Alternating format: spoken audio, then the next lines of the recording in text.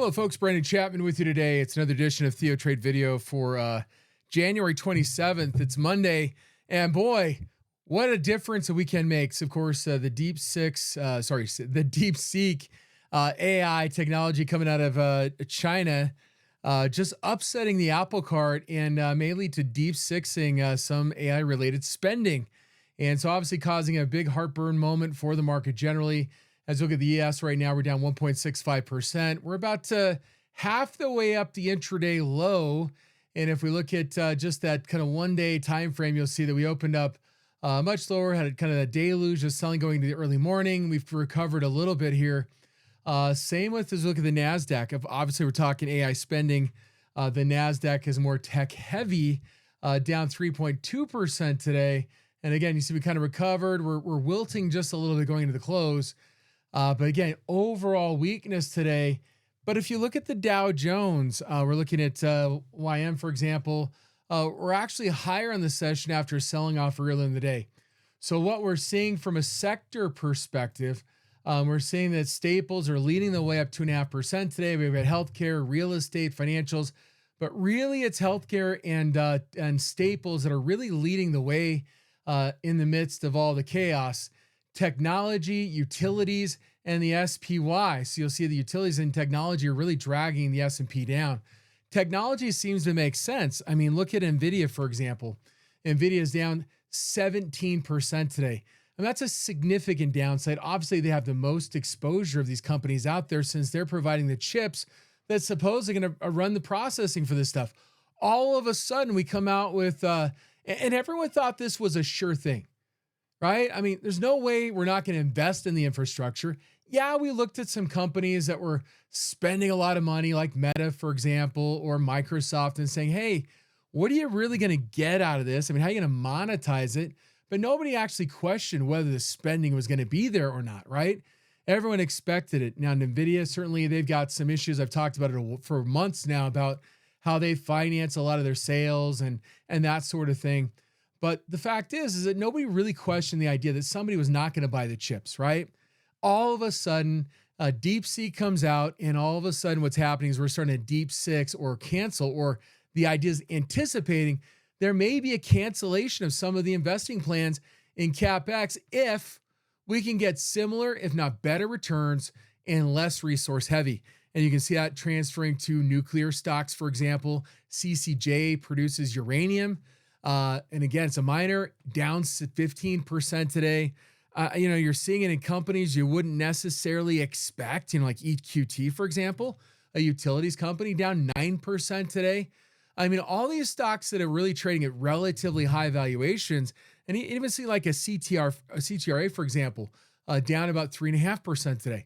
But your bigger utilities companies like a Southern, for example, is higher. And so you really see the risk areas of higher valuations all of a sudden playing out in a fashion that does not really portend that this is going to play out well. Now, the question being is the VIX spiked early this morning, was over almost 22 on the VIX. And when I look at the VIX3M, it's a ratio of 3-month to 1-month VIX. What we're seeing is that this ratio, that's just a composite adding the two values together. But if I bring up a pairs ratio, we tick down to 1.06. But intraday today, boy, we really dropped hard down here at about less than 1. What did that mean? It means that the VIX suddenly shot above the 3-month VIX. And off of that point, we kind of saw things, we saw further selling. We've been working our way back up as the VIX comes in. So here's the question regarding the VIX. Is the VIX done on the upward move? And are we about to see a low in the market? Did this get overdone today? Certainly, this is a big down day in the very short term. The VIX shot up again to 22, almost 23 here, and faded back. But we are seeing a very big breakout of stocks like NVIDIA, right? Stocks like Microsoft, for example, a big down day, although we do have a little bit of a bullish candle. You can look at Meta, for example, they had big capex plans. Are they going to pull it? All of a sudden, they're going to be more profitable because they don't have to invest in this stuff. We're going to find out some more information since many of these companies are announcing within the Mag 7. But the most exposed, even an Apple was higher today. Well, they've had failed plans at AI. Now maybe they don't even have to do it. It's open source, okay? So yeah, for the stuff that people that might be investing in AI or infrastructure, it actually worked out okay today. But for companies like APH and stuff that might be providing display technology, they're down what 12%. Or let's look at GLW for example. GLW is down 8.74% today. What about Monolithic Power that might have to provide power system for this stuff? They were down 11% today. So it's a day of the have and have nots, right? It's what Corey calls a split market. We love these kinds of markets from a bigger picture perspective because a lot of our strategies work in both directions. We love a two-way market, ups and downs. And of course, tomorrow, I'm going to be looking at some potential tariff-oriented trades and how to trade them. We're going to look at some option-related strategies for that, how to buy calls and play the trend and roll, that kind of stuff. So feel free to join me for that.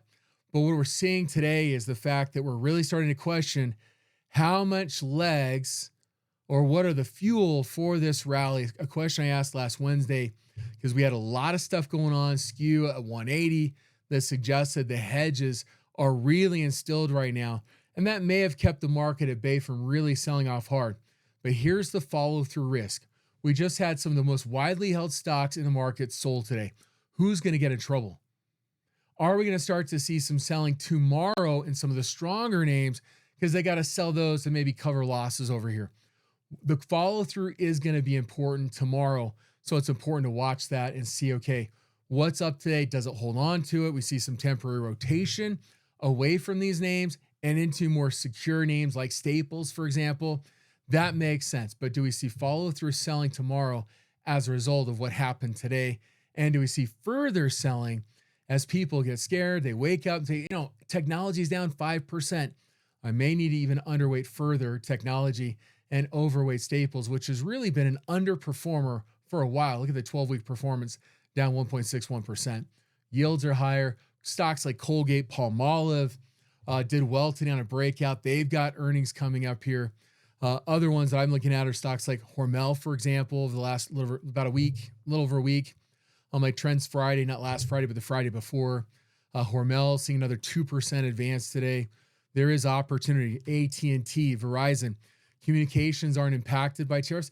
Are they really investing in AI? I don't know, right? But again, if you're investing in all this capital expenditures, now all of a sudden you don't, does it free up the outlook and profitability outlook for some of these companies? That's what I'm looking at right now is that, hey, some of these companies don't have to buy as much infrastructure if DeepSeek actually produces what it says it can or what these initial tests say they can. And it does help companies that did previously plan, like a Meta, for big capital expenditures, initially down, now higher. Does present an opportunity. AG&C at a 20 high. If we look at home building, with the strength in the bond market today, so we're seeing a little bit of a rotation there. Auctions are stronger, yields breaking through the most recent low. Are we going to see some downside here? So it makes sense. Financials doing well. Stocks like Tree, that's Lending Tree, for example. Rocket Mortgage up nicely today with some of that going on as buyers and treasury in the treasury market yields are falling right now. We'll see how much follow through we can get there. Of course, AG&C is a mortgage REIT. So it may not improve the buying market for homes per se, but it may improve refinancing. So again, helps some of the moves here. So AG&C getting a bid. But we can look at IYR generally does benefit by a declining yield environment. So we got a nice reversal here. Maybe we got more upside in IYR. But again, I like the mortgage lenders probably a bit more. And you're seeing the response today as a result as well. So again, it's not all down for the market. It's more down for those that are providing that infrastructure. That guaranteed sure thing has now suddenly not become so much of a sure thing, at least it's becoming in doubt and helping some stocks and hurting others. So all this gives you a lay of the land of the areas that are benefiting and those that are getting hurt by the news over the weekend. Anyway, we'll catch you back next week.